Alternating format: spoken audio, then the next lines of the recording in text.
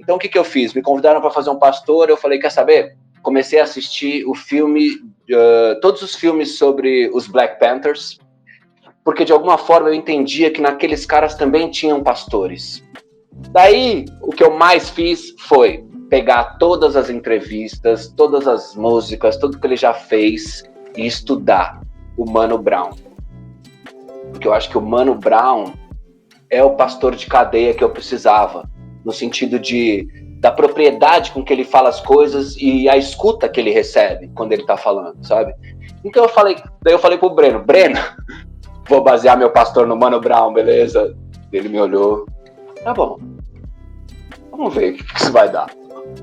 E foi mágico, quando a gente foi pro set, tudo aconteceu, eu troquei várias falas minhas por falas que o Mano usa, e foi muito legal, eu tô louco pra ver, eu já recebi alguns elogios, porque o pessoal já viu, né, já estão montando, tô louco pra saber qual foi o resultado desse processo. Estamos começando mais um Quem Contou, meu nome é Ricardo Guzmão. E o meu Jamile César. Esse é mais um episódio com o apoio da roteirista Gabi Castro e da sua página Roteiros e Narrativas. Para quem quiser ficar informado sobre o mercado audiovisual, é só seguir o link na descrição. E não esqueçam de seguir a gente em nosso próprio Instagram, é o quem.contou. E hoje o nosso convidado é o ator Rafael Losso. Você pode começar se apresentando um pouco, falando de você. Tá. Bom, meu nome é Rafael Losso, eu sou ator desde os meus 14 anos de idade, comecei fazendo teatro na escola, daí fui trabalhar com o Oswaldo Montenegro, trabalhei com o irmão dele também um tempo, e de lá eu senti uma necessidade de entrar de cabeça na arte da interpretação. Lá me foi apresentado, assim, os bastidores do teatro, né? E aquilo já foi tomando uma forma muito grande dentro de mim, assim. Então, eu senti essa necessidade de estudar mais. E daí eu fui para o Célia Helena, Teatro Escola Célia Helena, isso em 2001, 2002, e me formei lá em 2005. Tive ótimos professores, graças a Deus, assim.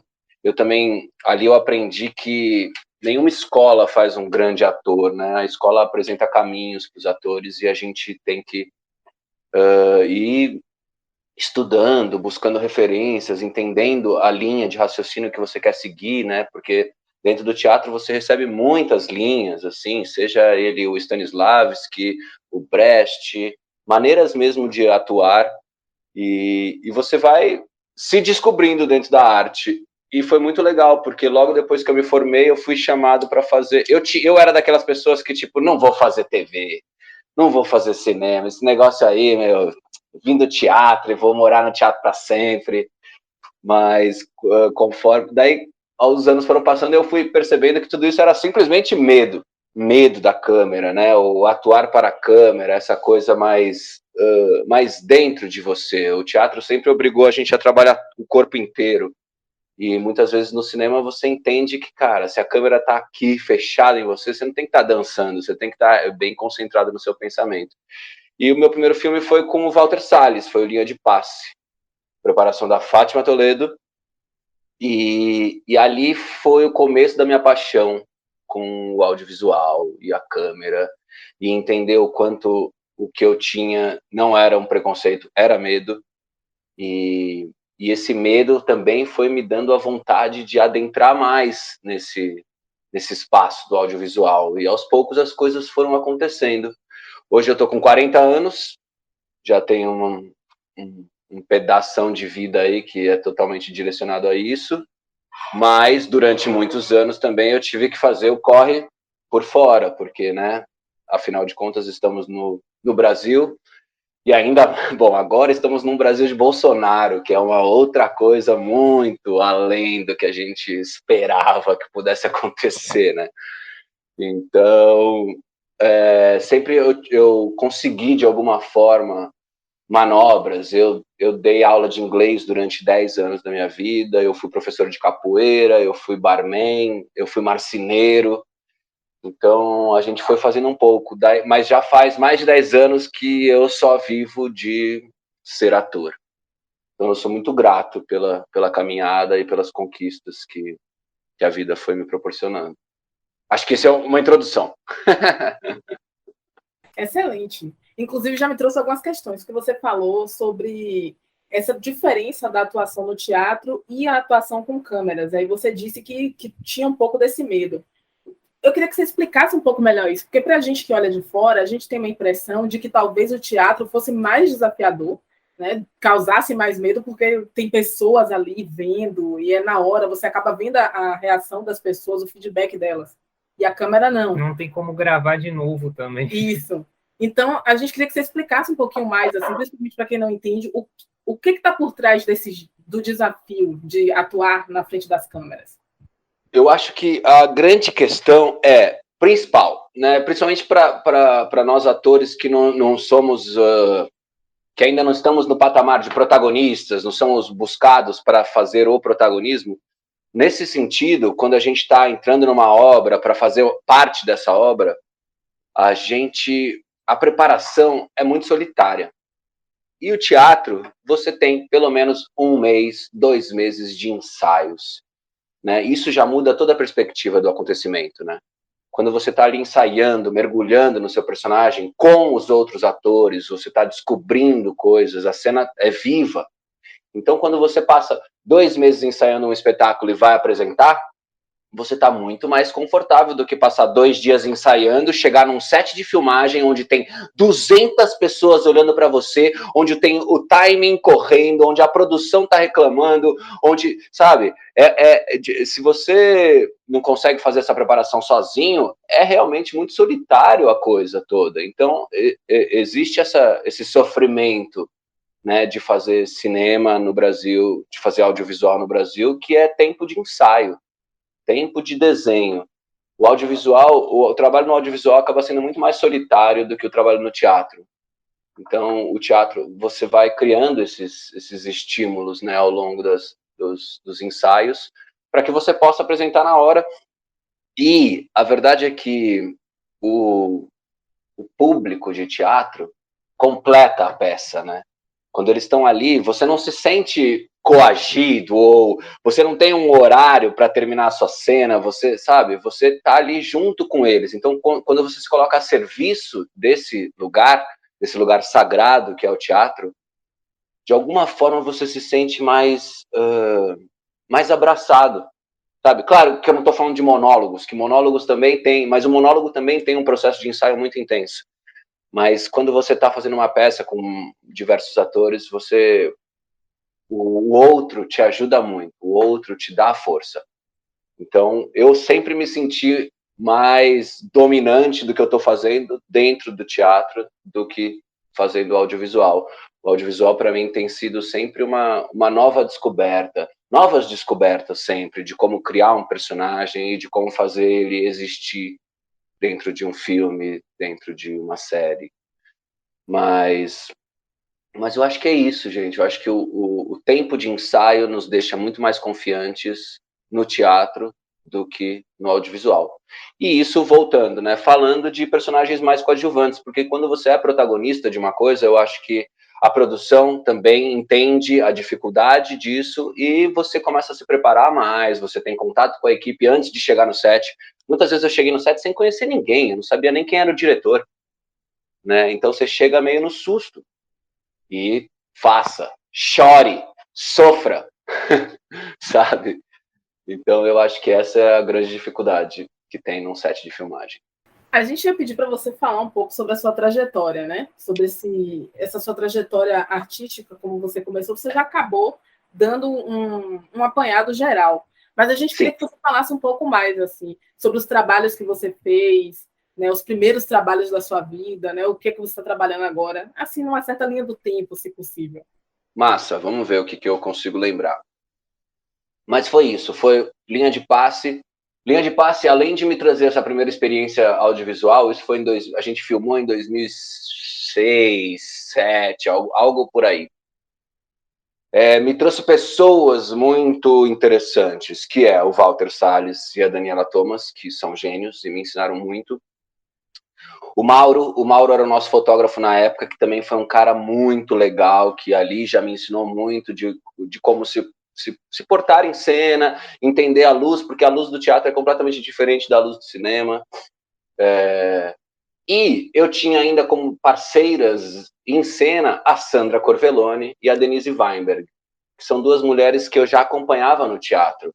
Então, meu primeiro dia, eu lembro que eu cheguei no set e choveu, deu alguma merda, que não, a gente não conseguiu fazer a cena, então eu passei o dia conversando com a Denise e com a Sandra. Aquilo foi maravilhoso, assim, para mim, já foi uma puta faculdade, assim.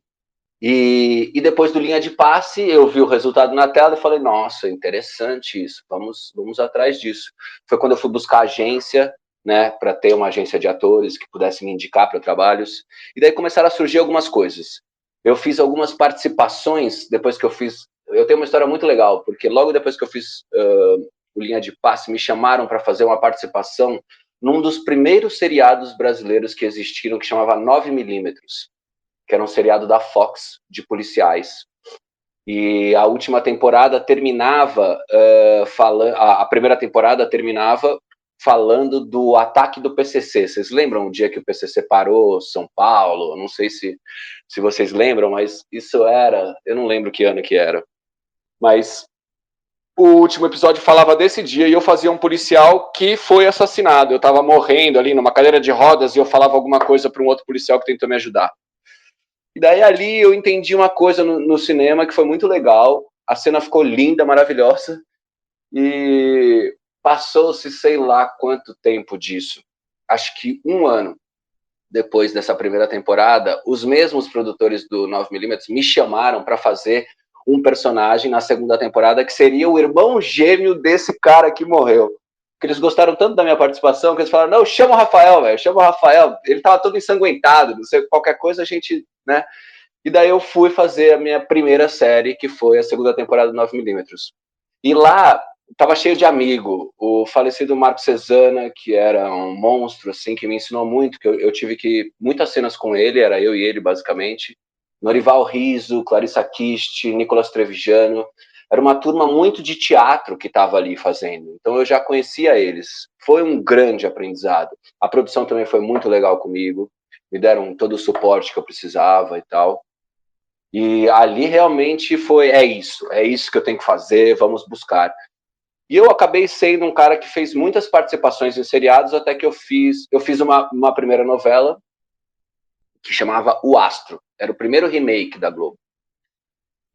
Só que eu fiz um personagem muito pequeno e também tem uma história muito boa, que minha primeira cena, minha primeira cena no Projac, eu entrei, era a última cena do dia, tipo, equipe querendo ir embora, era, sei lá, quase 9 da noite, eu tinha 15 minutos, eu entrei em cena e, apagou tudo. Eu errei umas 3 vezes até conseguir fazer. Eu já senti que o clima era assim, nossa senhora, esse moleque, quem é esse moleque? Quem chamou esse moleque? Filha da puta, não acerta o negócio e a gente querendo ir embora. Cara, foi um sofrimento que eu tive. E daí foi engraçado, porque daí eu fiz o Astro, eu falava pra mim, cara, acho que eu não sirvo pra fazer TV, acho que não vai rolar pra mim novela, é muito difícil, o timing é outro, putz, vai ser foda.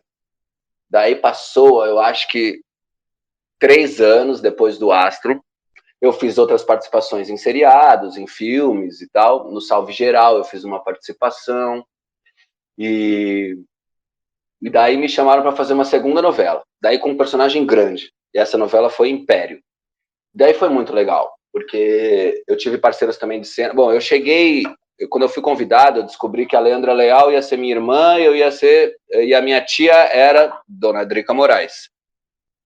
E, cara, ali eu já descobri uma outra maneira de agir, atores que estavam dentro da Globo que levavam uma coisa para um outro lugar. A Lelê e a Drica me chamaram, eu estava em São Paulo, elas me ligaram e falaram, vem para o Rio, antes da gente começar a filmar, passa uma semana, qualquer coisa, fica aqui na minha casa. Vamos ficar uma semana só conversando, trocando ideia, tentando entender a energia dessa família. Porque é isso, a maioria das cenas era eu, a Lele e a Drica.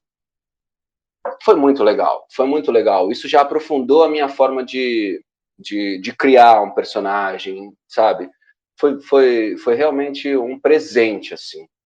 Mas, ao mesmo tempo, eu tinha tudo que eu tinha aprendido no Astro, que é tipo, chega muito preparado, não erra, que a equipe vai gostar de você, segue seu jogo. Só que eu acabei desperdiçando momentos que eu podia criar esse personagem de uma forma muito mais bonita com a que eu criei, porque a minha preocupação era realizar, sabe? Não dar trabalho.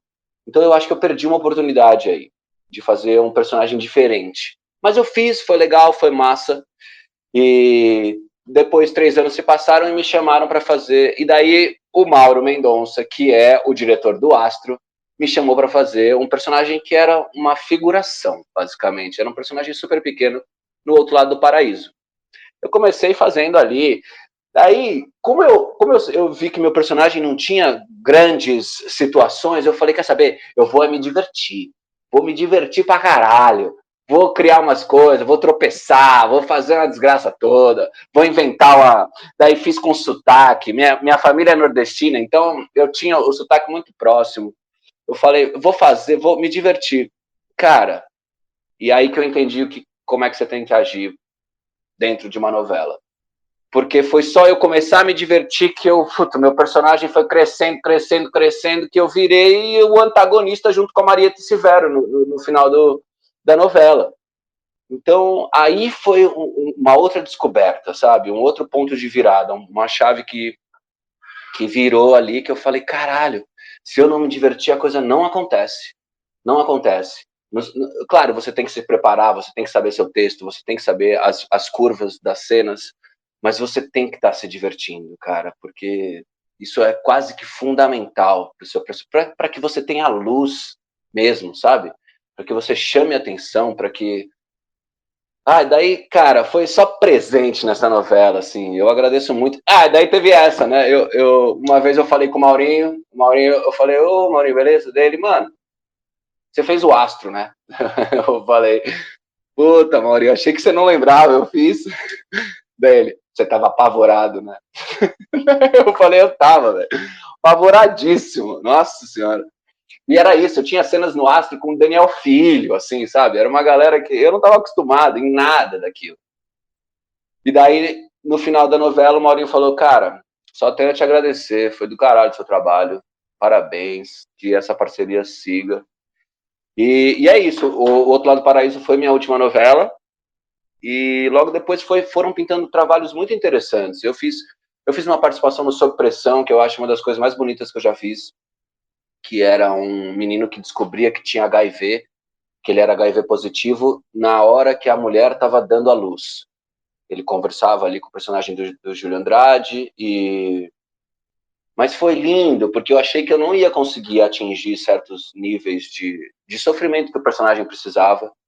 Essa foi uma participação muito bonita. Daí depois, que veio depois? Daí eu fiz 2 filmes muito legais com um amigo meu, um chama Intervenção, que eu faço um policial bem crápula mesmo, e que foi muito maneiro, a maneira como a gente desenhou esse personagem. E um pouco antes a gente tinha feito um filme, os 2 são do mesmo diretor, que é o Caio Cobra. A gente fez um filme que era o Virando a Mesa. O Virando a Mesa é dessas, quero ser Tarantino, mas estou no Brasil, não tenho grana.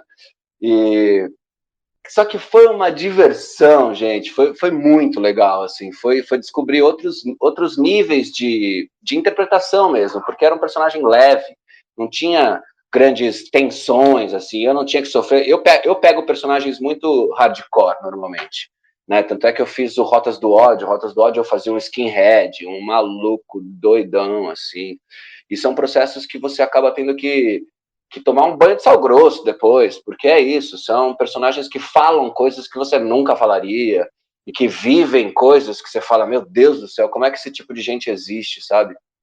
E o Rotas do Ódio me deu muitos frutos também, porque eu conheci a Suzana Lira, que é uma parceiraça até hoje, é uma das diretoras que eu quero trabalhar para sempre, que virou minha amiga, e ali foi uma grande virada. Daí depois começou a pintar trabalhos maiores. Eu acho que depois da segunda temporada do Rotas do Ódio começou a pintar coisas mais interessantes. Daí eu fiz o Insânia. Acho que o Insânia é a minha última série que saiu, né? Que daí eu faço um personagem na série inteira, começo, meio e fim e tal. E que foi muito legal o resultado. A gente a gente estava fazendo suspense e terror no Brasil, uma coisa que não fazia-se muito, né? Acho que ainda estamos flertando com esse gênero. E foi animal, assim. Foi animal porque a turma se abraçou, a direção, a produção. Então é isso, é muito louco, cara, porque quando você começa um processo do comecinho, da criação, você se sente tão parte daquilo que as ideias no set são a favor do processo, do produto, sabe? Você não fica com questões pessoais, você tá muito dentro do personagem. E isso nossa, foi lindo. E a Carol Castro, uma maravilhosa. O Gustavo Bonafé, que era o nosso diretor, e o Lucas Vivo, que é um cara, na verdade, uruguaio, só que mora na Argentina, ou ao contrário, não tenho certeza. Mas foi um processão, assim. E eram poucos atores, todo mundo meio que se cruzava durante a série. Foi lindo. E foi lindo ver o resultado final. Você entendeu que aquela energia boa que a gente estava no set deu um fruto foda, assim, sabe? Todo mundo que vê a série fala, porra, que série diferente, que legal que vocês conseguiram fazer. E vamos para a segunda temporada, se tudo der certo. E agora, eu pulei vários trabalhos, tá, gente? Mas é porque eu tô falando daqueles que mais me tocaram. E daí, ano passado, eu vivi mais uma vírgula aí no meu processo de ator, que foi, eu fiz um personagem na segunda temporada do Dom, que ninguém viu ainda, porque não saiu, claro, mas tá chegando. Provavelmente só ano que vem, porque esse ano ainda temos, né, eleições e Copa, e se o Bolsonaro perder, o ano acaba em outubro e vai ser maravilhoso, né? Vamos torcer para isso. E só que daí é isso. O Breno me chamou para fazer um personagem muito diferente também dos que eu estava acostumado. Não era nenhum maloqueiro, quer dizer, de alguma forma era um maloqueiro, mas eu fiz um pastor dentro da cadeia. E foi muito interessante, porque esse pastor me possibilitou criar referências dentro dele que não necessariamente precisava ser a igreja ou esses pastores evangélicos que estava acostumado. Eu comecei a entender que isso é muito mágico. Isso é muito legal quando você entende um personagem e fala, caralho, vou pegar esse personagem, vou dar um exemplo bem tosco, tá? Vou fazer um leão, mas vou agir nesse leão como se ele fosse uma girafa. É um pouco isso, assim. Então, o que eu fiz? Me convidaram para fazer um pastor, eu falei, quer saber? Comecei a assistir todos os filmes sobre os Black Panthers, porque de alguma forma eu entendia que naqueles caras também tinham pastores. Daí, o que eu mais fiz foi pegar todas as entrevistas, todas as músicas, tudo que ele já fez e estudar o Mano Brown. Porque eu acho que o Mano Brown é o pastor de cadeia que eu precisava, no sentido da propriedade com que ele fala as coisas e a escuta que ele recebe quando ele está falando, sabe? Então daí eu falei pro Breno, vou basear meu pastor no Mano Brown, beleza? Ele me olhou, tá bom, vamos ver o que isso vai dar. E foi mágico, quando a gente foi pro set, tudo aconteceu, eu troquei várias falas minhas por falas que o Mano usa, e foi muito legal, eu tô louco para ver, eu já recebi alguns elogios, porque o pessoal já viu, né, já estão montando. Tô louco para saber qual foi o resultado desse processo. Assim. Esse é um apanhado geral, gente. A gente já ficou curioso aqui para saber, né, como é que vai ser isso aí, esse pastor politizado. A gente está bem e tem uma coisa que você estava falando com relação à insânia. Agora, esse é um momento tiete, assim, porque a gente tem que tietar um pouquinho.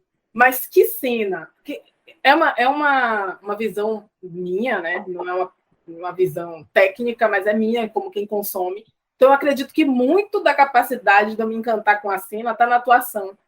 Porque o ator vai conseguir me fazer acreditar que eu estou vendo mesmo uma coisa acontecendo. E aquela cena sua inicial em Insânia, eu fiquei...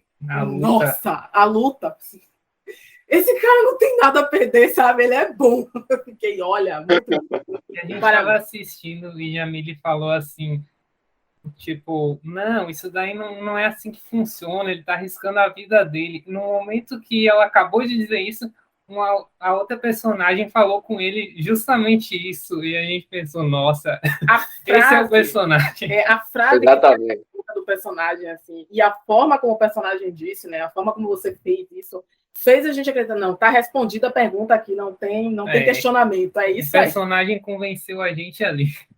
Muito que eu respondo algo tipo, não vai ser nem antes e nem depois, não, um negócio assim. Eu lembro. Era alguma coisa assim, um dia você vai morrer, Rafael. Eu falei, não vai ser nem antes nem depois, um negócio assim, né? Eu não lembro exatamente qual foi a frase. Eu falei assim, não, sério, esse personagem aqui eu já gostei da atuação maravilhosa, parabéns mesmo. Que massa. E eu tive grandes parceiros no Insânia, né? Tomás Aquino foi um que virou meu irmão depois do Insânia. A gente tinha aquelas cenas de luta e a gente estava se divertindo a valer ali, fazendo aquelas coisas. Muito bom.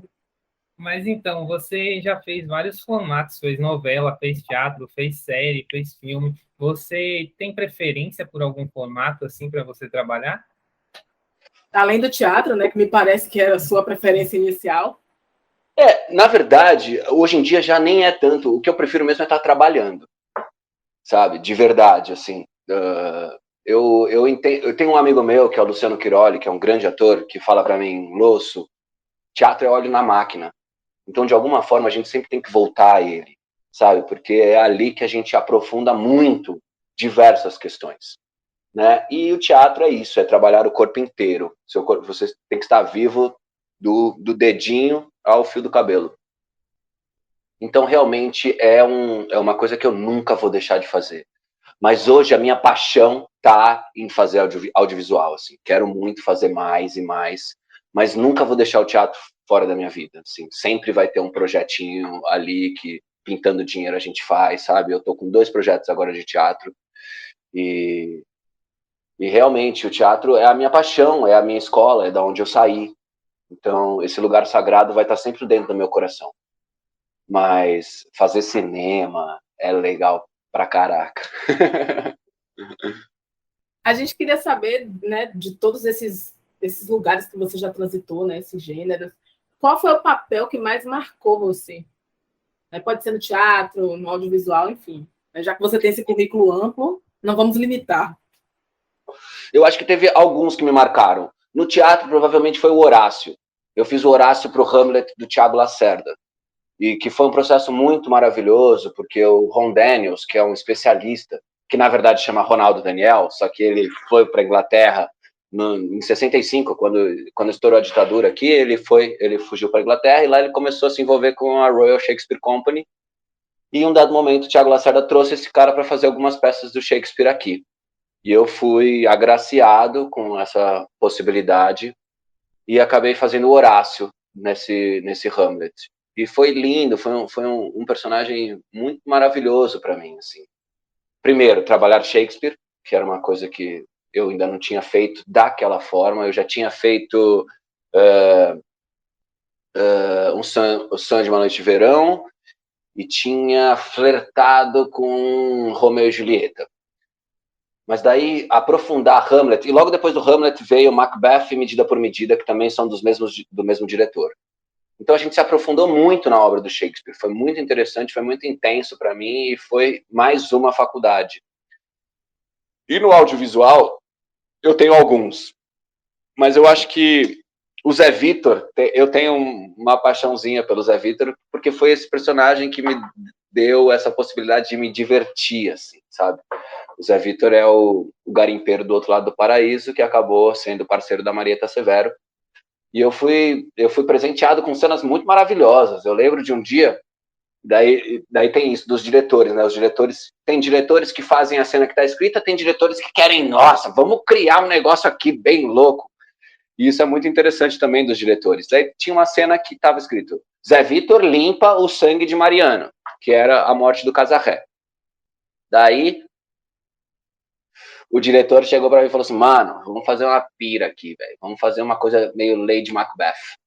Você vai estar limpando, de repente vai ter sangue em todo lado, você vai estar todo ensanguentado, vai ser uma pira sua, assim. Nada disso estava escrito.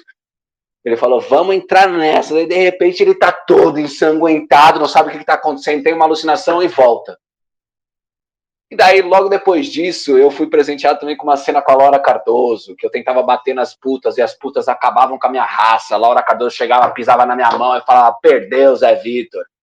Falei, nossa, perdi mesmo, dona Laura, faz o que você quiser comigo. E daí ainda fui tentar matar a Dona Fernanda Montenegro. Eu falei, gente, que loucura isso. Daí a Dona Fernanda me joga um feitiço, vem uns efeitos muito doidos em mim, eu saio lá. Então eu tenho o Horácio no Hamlet e o Zé Vitor na novela foram dois personagens que me deram muita satisfação de fazer, assim. E fora todo o aprendizado que veio junto. E isso, né, cara, em dado momento você olha para frente e tem a Dona Laura, Marieta, Dona Fernanda trocando uma ideia, seu Lima passa ali e fala, vocês estão fazendo... Daí você se vê num mundo que você nunca imaginou que pudesse acontecer, sabe? Isso foi, para mim, não sei, me encheu o peito, falar, é isso, foi de falar, o caminho é esse, amigo, segue aí, vai por aí que tá legal. E a gente queria que você falasse agora qual foi o papel mais desafiador que você já fez. Eu acho que o desafio mesmo foi eu não lembro do nome do personagem, mas foi esse personagem do Sob Pressão. Eu acho que foi o meu primeiro personagem que foi muito difícil de fazer, assim. Eu não estava num momento bom de vida, e daí me chamaram para fazer um personagem que basicamente só chorava a partir do momento que ele descobria que ele era HIV positivo, que ele podia ter passado para a mulher e para o filho que estava nascendo. Então a dimensão desse personagem me assustou muito, assim. Mas daí, graças a Deus, eu já conheço o Júlio, né? O Júlio Andrade, ele é irmão de um dos meus melhores amigos, que é o Ravel. Então a gente já tinha essa proximidade, e o Júlio sacou a barra que ia ser aquele personagem, e o Júlio, como já estava íntimo de toda a equipe, ele pedia tempo para mim, assim. Falava, gente, 5 minutos pro Losso, silêncio total. Então rolou um respeito muito bom para que o personagem acontecesse, sabe? Então, apesar do desafio, foi de uma gratidão enorme, assim, com todos da equipe e com o Júlio, principalmente. E, cara, foi muito legal, porque a série estreou e a Fernanda Torres me elogiou. Eu falei, gente, para. Então, mas o desafio cumprido, né? Tipo isso. E o que você gosta de consumir, assim? Você gosta de assistir série, filme? Cara, Quais os gêneros você gosta? Eu gosto de consumir muito de tudo, assim. Eu assisto tudo mesmo, assim. Assisto pelo menos um filme por dia, zero, principalmente em pandemia, né? Eu zerei a Netflix e tal. Fui assistindo todas as séries. Eu gosto, por exemplo, um seriado que eu amo é o Vikings.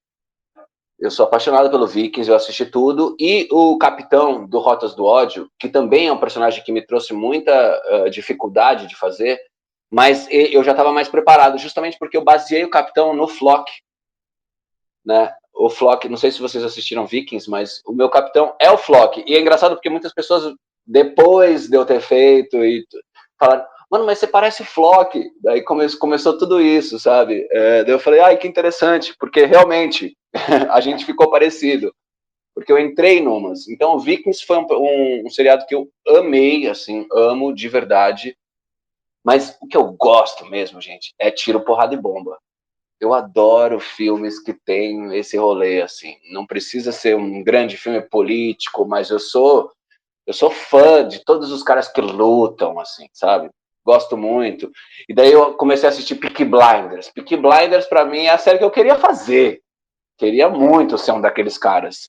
Fora que tem um dos caras que eu mais que é uma das minhas maiores referências, que é o Tom Hardy. Tom Hardy, pra mim, é um... Fora que ele é um ator tatuado como eu falo, nós, Tom, vamos aí, vamos fazer tatuagem e vamos fazer uns personagens foda. Muito bom, muito bom. Com relação a sua aparência mesmo, né? Tem uma lembrança, enquanto você falou isso, a gente estava aqui, eu estava observando, é mesmo, parece o Flock. Mesmo agora, conversando, tem algo, assim. Não, tem alguma coisa mesmo que a gente se parece. A Nara Sacaré, que é uma preparadora, ela me preparou no Rotas do Ódio. E anos depois, ano passado, ela me ligou e falou, Rafa, tô vendo aqui a série Vikings. Já te falaram que você parece o Flock? Eu falei, já falaram. Você disse que gosta de filmes assim, de porradaria. Você gosta então de John Wick? Adoro. Outro filme que eu adoraria fazer. Amo. E eu gosto dele, eu adoro ele também. O Keanu Reeves é um cara, para mim, muito interessante, assim. Principalmente das coisas que ele faz fora de cena, né? cara muito interessante, mesmo, assim. E acompanho super. Sou fã do John Wick. Mas eu gosto muito daquele outro careca, que eu esqueci o nome também, que também faz filmes alucinantes de tiro, porrada, bomba. Jason Statham. Ele mesmo. O Statham também é um cara que eu admiro muito, assim. Eu gosto desses atores também que também têm uma habilidade física, sabe? Eu fiz capoeira a vida inteira, hoje em dia eu faço kickbox, então eu acho que pode vir a serviço tudo isso, sabe? Todo esse trabalho corporal. É que o Brasil ainda está engatinhando nesse lugar, né? A gente ainda não tem essa preparação de luta. A gente tem o Danny Hu, que é um dos melhores preparadores de luta, que acho que, se bobear, o grande preparador de luta aqui do Brasil, que é o Danny Hu. Mas a gente ainda não tem, por exemplo, os diretores de cenas de ação, que são aqueles diretores que sabem encaixar a câmera onde precisa para o soco funcionar, para a coreografia, né? Então a gente ainda está chegando nesse lugar, mas eu acho que a gente tem tudo para daqui a pouco estar fazendo filmes interessantíssimos nesse lugar também, nesse gênero ação, lutas, tiros. Adoro tudo que o Brad Pitt faz, o Edward Norton faz, tem atores que eu sigo, não importa o que fazem, eu vejo, assim. O Edward Norton, depois que você vê Clube da Luta, você fala, faz aí qualquer coisa que eu vou assistir, amigo, você arrasa, sabe? Então, é isso, mas, por exemplo, Clube da Luta é coração, velho. Com certeza. Estão precisando de uns filmes assim aqui no Brasil. Inclusive, isso dá um gancho para a gente, para uma outra pergunta que a gente tinha para você, que era 3 obras favoritas, assim, no cinema, para você citar, assim, as 3 que você acha mais legais. Como o seu gênero é esse de porradaria, pode ser dentro desse gênero. Tá. Cara, é difícil, né? É difícil 3 obras, assim, que são para sempre. Mas eu posso falar do Brilho Eterno de Uma Mente Sem Lembrança. Jim Carrey também é um cara que eu acho fascinante. E é engraçado quando eu sinto que os atores cômicos, quando eles vão para um drama, eles conseguem coisas incríveis. Incríveis, né? Aquele outro cara que eu esqueci o nome, que faz The Office. Como é o nome dele? O protagonista do The Office? Steve Carell. Exato. Esse cara, para mim, é outro gênio, assim. Então, eu posso dizer, caralho, acabei de falar e esqueci.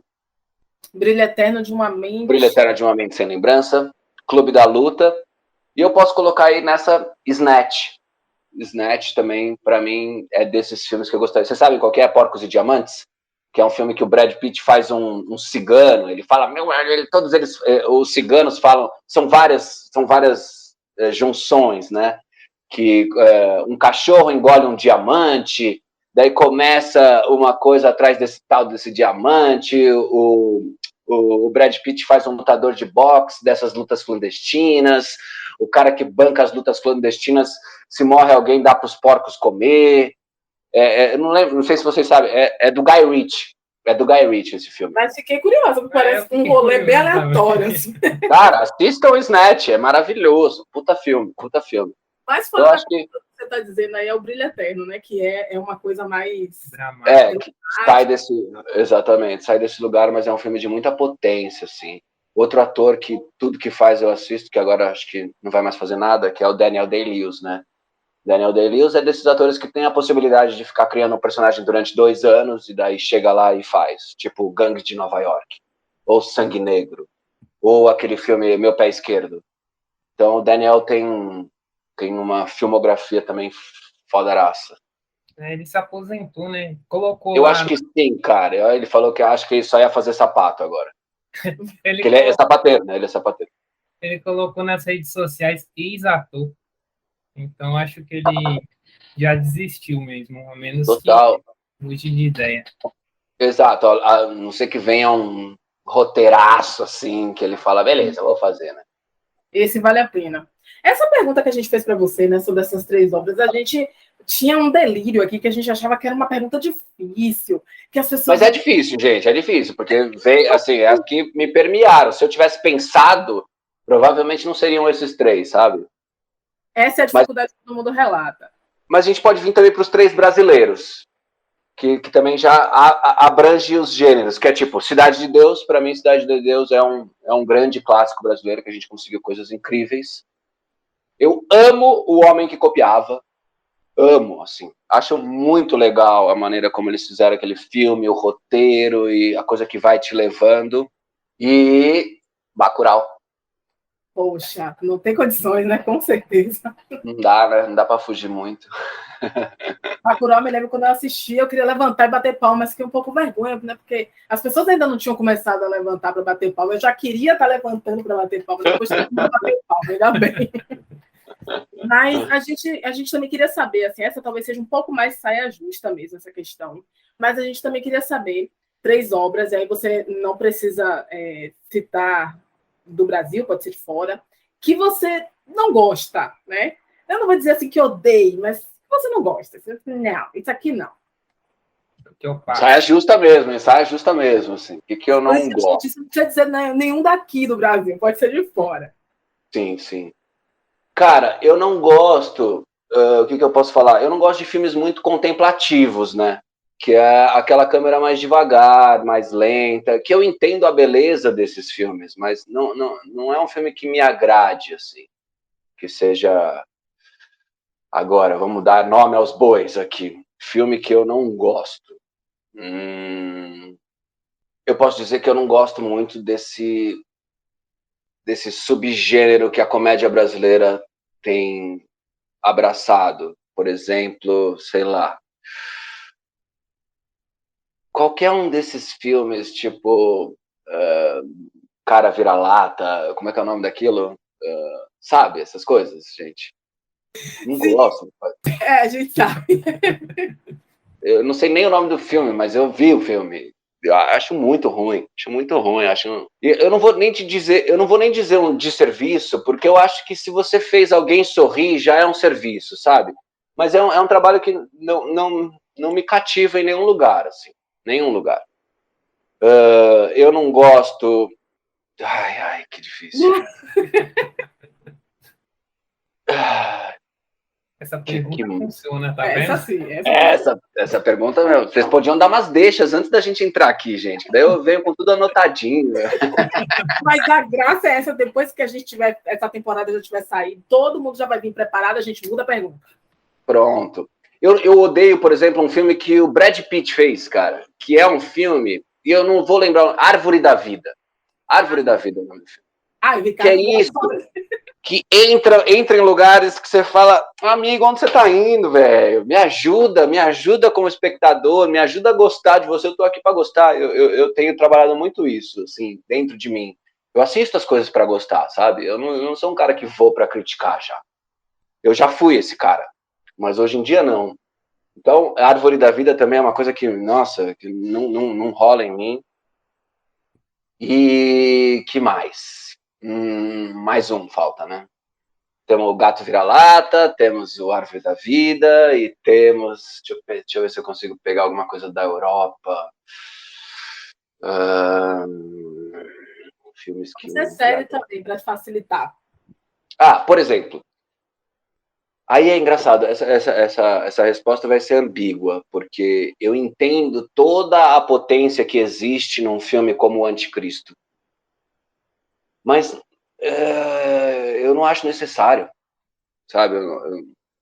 Que foda que você é, que pensamento louco isso, mas são coisas muito emburacadas no pior do ser humano, né? Então, eu não sei, a gente já está num mundo tão difícil que eu acho que é legal ressaltar o que a gente tem de gostoso e de legal dentro da vida. Então, o Anticristo é um filme que eu choco. Assim, eu assisto, eu entendo o valor, mas não me agrada. Concordo. Eu, inclusive, sou fã do Lars von, né? Fãzaça, mas esse filme eu nunca consegui passar dos 5 primeiros minutos. Então, é isso. Não, e o Lars é um personagem da vida bem estranho, né? Ele diz coisas que você fala, você falou isso mesmo, velho? Ele é quase um moleque velho, né? Mas ele fez coisas incríveis. Incríveis. Eu tenho uma filmografia foda, assim. Tem coisas muito interessantes, mas o Anticristo eu entendo que ele estava num buracão. De fato. Acho que a gente já vai finalizar, mas a gente tem só mais 2 questões que a gente queria fazer, e são questões que a gente faz quase para todo mundo, né? Até para que os nossos ouvintes também, que a gente acredita que são questões que os ouvintes também fariam. Então, uma delas qual foram as maiores dificuldades que você encontrou para seguir na carreira como ator? E a próxima pergunta tem um pouco a ver com isso, depois que você responder, o Ricardo faz. Cara, eu acho que a maior dificuldade que eu encontrei ser ator é o Brasil. Né? Não só a dificuldade de fazer cultura nesse país, mas do nosso ramo ainda é como se ele ainda fosse uma semente. A gente não tem um mercado.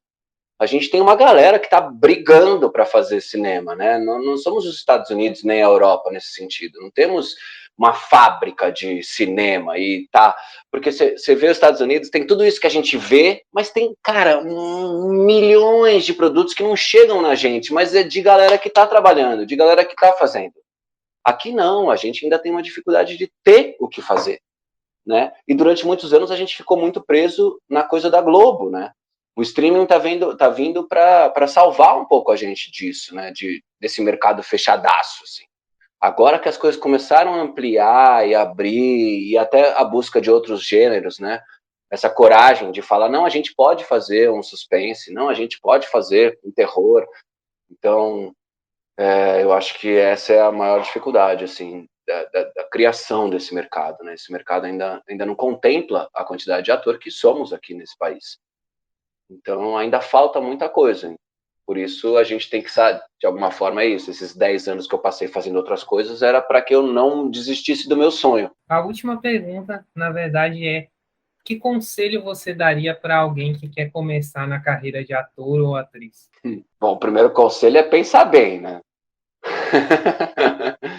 Mas o segundo conselho eu uso o que a Fernanda fala. A Fernanda fala uma coisa muito maravilhosa, né? Dona Fernanda Montenegro diz: se você não consegue dormir, não consegue entender a sua existência no mundo, se você não está fazendo arte, então vai, velho. Vai, estuda muito.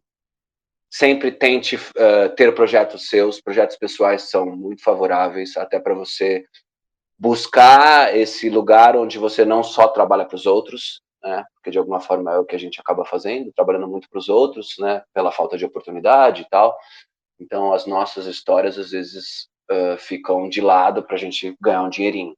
Mas eu acho que é isso, é esse amor, assim. Se você sente dentro de você que não dá para fazer outra coisa, então, abraça. Mas se você falar, velho, acho que dá para fazer aquilo lá, vai para outra coisa. Vai para outra coisa porque é foda. É difícil. É muito legal isso, porque, se eu não me engano, foi a mesma coisa que a Júlia e a Nina disse no outro episódio. A Júlia é parceira, conheço a Júlia. Então, Rafael, muito obrigada, tá? Foi muito legal bater esse papo com você, nesse tempo que a gente estava aqui.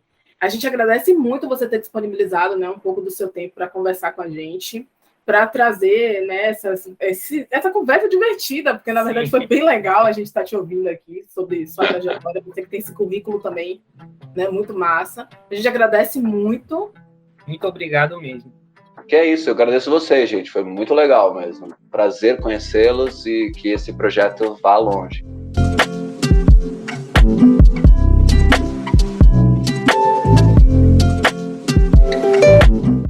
E para vocês que chegaram até aqui, nosso muito obrigado também. Não esqueçam de seguir a gente no Instagram, quem.contou, e ficar ligado para os próximos episódios, sempre a cada 15 dias.